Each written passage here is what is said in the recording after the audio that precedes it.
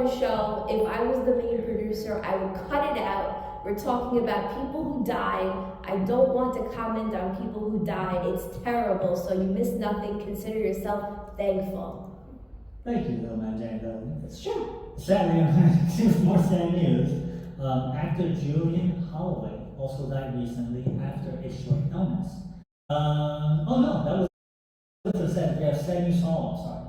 None other than Teresa Reveles, who was Richard Simmons' housekeeper for 36 years, has filed suit against Richard's brother Leonard for spending over $843,000 of Richard's estate's money behind her back since Richard died in July of last year. According to the documents, Teresa claimed that Leonard had spent $566,000 in litigation costs directed at getting her removed from her role as co-trustee of the estate, as well as $277,000 on a 24-hour armed security at Richard's home. Wow. Leonard says, Teresa's attorney has filed position after a petition with the courts.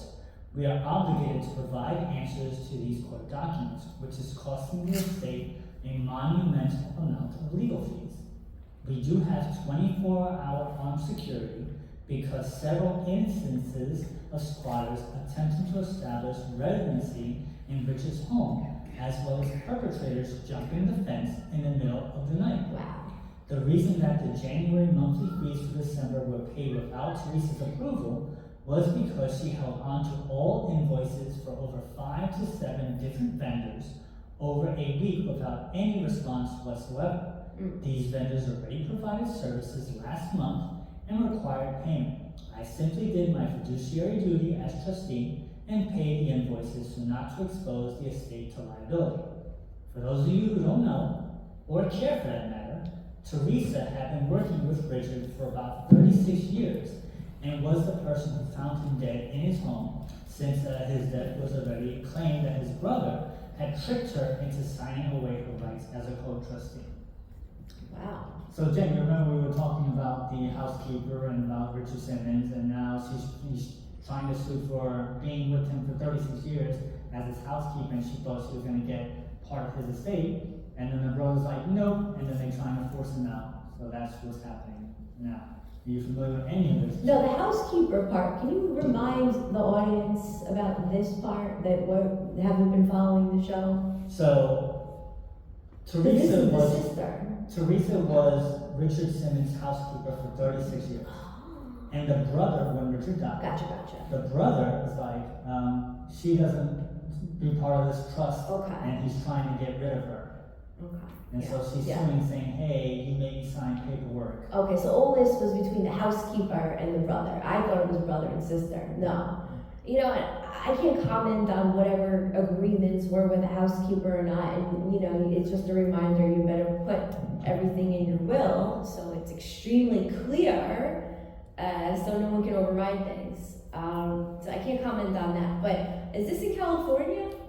One thing I can comment on, I can add something to the conversation, is in California there's a lot of crime. So I know someone who used to be the mayor of Calabasas, a big town in California, and they had to hire their own armed security for their gated community because the crime was so bad that you get broken into. So the only way to really protect yourself in a lot of areas of California right now, this is true, this is not, you know, trying to be fear-mongering, is you have to hire your own armed security to protect your neighborhood because you cannot rely on the cops. So that all makes sense that the house is being broken into, and it would make sense that you'd spend an absorbent amount of money to protect your house, but I cannot comment on whatever agreements because it's a he said, she said, and I don't do that.